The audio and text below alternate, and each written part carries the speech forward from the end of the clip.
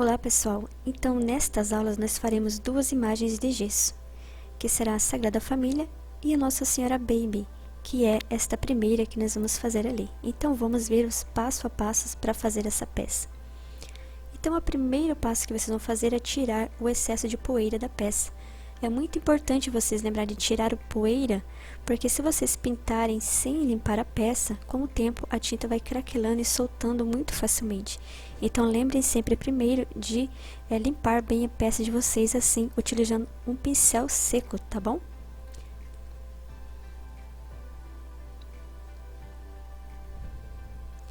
O segundo passo, então, vai ser dar uma demão, pelo menos uma demão, né, de tinta PVA branca. Vocês também podem usar base para artesanato ou tinta acrílica branca. E daí sempre para pintar peças de gesso, a gente usa pincéis como esses que eu mostro ali, que são pincéis, né, que têm as cerdas bem molinhas, para evitar de deixar muitas marcações na peça. Também utilizamos pano e um copo com água. Inclusive, se a tinta estiver muito pastosa e difícil de passar, vocês busquem diluir ela um pouco com a água naquela bandeja de isopor que eu mostrei para vocês. E o próximo passo é fazer o tom da pele. Eu vou utilizar essas tintas ali porque são as que eu tenho aqui em casa. A pérola, né? A cerâmica e um tom de marrom. Mas em casa vocês podem utilizar qualquer um parecido com esses que vocês tiverem ali, né? Mas eu gosto de criar minhas próprias cores. Então eu vou misturar essas três cores, né? Para dar um tom ali de marrom, nem tão claro, nem tão escuro, para mim fazer a base da pele. E vou utilizar esse pincel redondo macio.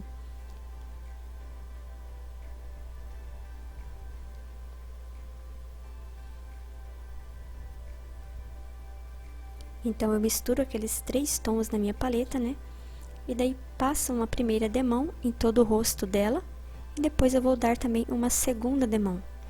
É sempre importante vocês lembrarem de dar pelo menos duas demãos em cada cor que vocês forem pintar nas peças de gesso. Isso serve para dar uma boa cobertura e também evitar de ficar aparecendo as marcações do pincel na peça. Sempre também entre uma demão e outra, né, é importante deixar secar a tinta. Próximo passo ali é iniciar a pintura do rosto, né? Então, primeiro eu faço o globo ocular, utilizando um pincel fino, redondo, né? Passo o branco em todo o globo ocular. Agora, crio um tom sépia na minha paleta, ali misturando o vermelho e o preto, aquela mistura de marrom, para daí eu fazer o cabelo. Também vou usar essa mistura, que é uma cor sépia, né? Ou seja, um marrom bem escuro, para passar também nos detalhes do rosto.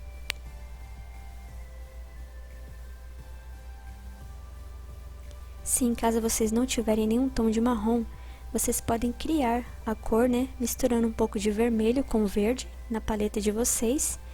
E depois vocês podem misturar um pouco de preto para ir escurecendo o tom de marrom que vocês vão criar. Esse é um bom treino para vocês fazerem em casa, né, tentar criar as cores. Então, misturando o vermelho e o verde, vocês conseguem fazer o marrom. Agora eu passo ali também na íris, essa mesma mistura, né. Cuidado para não tampar todo o olho, é só no meio do olho, né? Porque nós estamos fazendo a íris.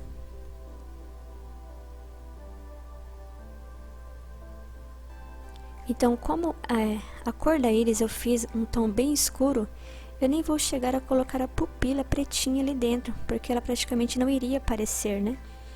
Então, se vocês fazem um tom de íris bem escuro, igual eu fiz nessa peça, não tem necessidade muito de colocar a pupila dentro. Essa mesma mistura, né, que é essa cor sépia, eu usei então na sobrancelha, no cabelo, na íris e estou passando ali em redor dos olhos. E a pálpebra superior, que é esse risco de cima, vocês podem sempre fazer um pouco mais grosso do que o de baixo. O de baixo sempre tentar deixar bem sutil, né, uma marquinha bem mais fina assim, mais leve. E se por acaso algum risco ficar muito mais grosso do que vocês queriam, não precisa se preocupar. É só deixar secar, né? E daí vocês peguem esse mesmo pincel fino ali, né? E com aquela mistura que vocês utilizaram para fazer a base do rosto, vocês passem ali levemente em redor e vai aos poucos afinando o risco.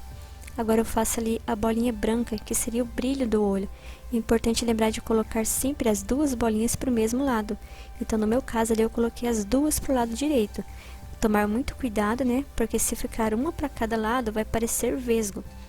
Então esse brilho branco é muito importante para vocês porem nos olhinhos, né? Porque isso traz mais vivacidade para a peça. Ali para fazer os lábios, eu estou misturando o vermelho com a cor pérola. Se eu utilizasse o vermelho puro, como o tom da pele já está bem escura, ele quase não iria aparecer por cima do marrom ali. Então, para deixar o tom um pouco mais claro, né, com um pouco mais de força, eu misturo ali no tom pérola. Se vocês não tiverem o tom pérola em casa, vocês podem criar ele também, misturando vermelho, amarelo e branco.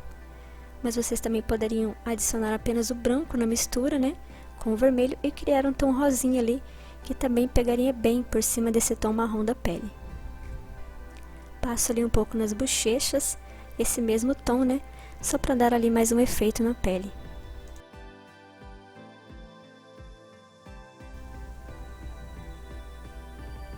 Então agora eu volto ali nas sobrancelhas e faço alguns fiozinhos, né, bem fininhos em redor daquela marca que eu já fiz, só para deixar assim aparentando ser uma sobrancelha mais natural, com alguns fiozinhos aparentes.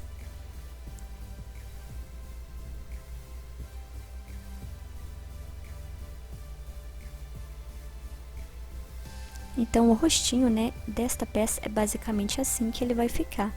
E ali eu mostro para vocês agora apenas como ficou por enquanto. E o nosso próximo passo agora é terminar de pintar o cabelo ali, né, que eu deixei um pedacinho sem pintar. Vou apenas continuando com o tom sépia.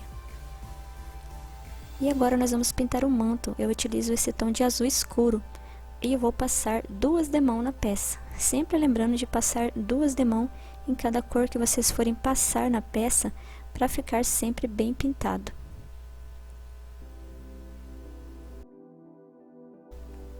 E o nosso próximo passo agora vai ser pintar a roupa dela, né? Onde eu vou misturar as cores cerâmica com a cor vermelha para dar um tom de marrom avermelhado, e vou passar ali em toda a roupinha dela.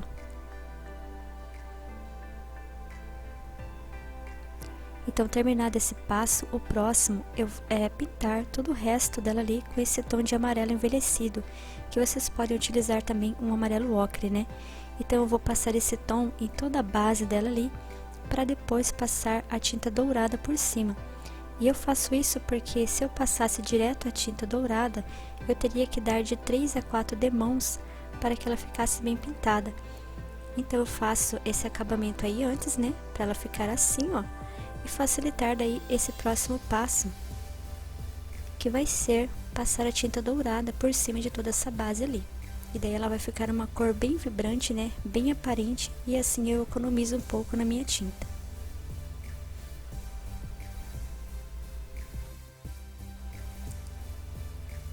E agora então, no próximo passo, eu passo uma pátina cera em algumas partes da peça ali, só para dar um tom envelhecido, né, e causar ali mais um efeito, uns pontos de luz na peça. Eu deixei, vocês podem observar que eu deixei ele também o anjinho embaixo aparente, né, eu não pintei de dourado, deixei ele aparente ali, só para destacar um pouco. E o próximo passo agora então, eu vou colar esse fio de estresse em algumas partes da peça. Eu vou utilizar a cola Pega Mil. Vocês podem também, por exemplo, utilizar a cola Sela Mais.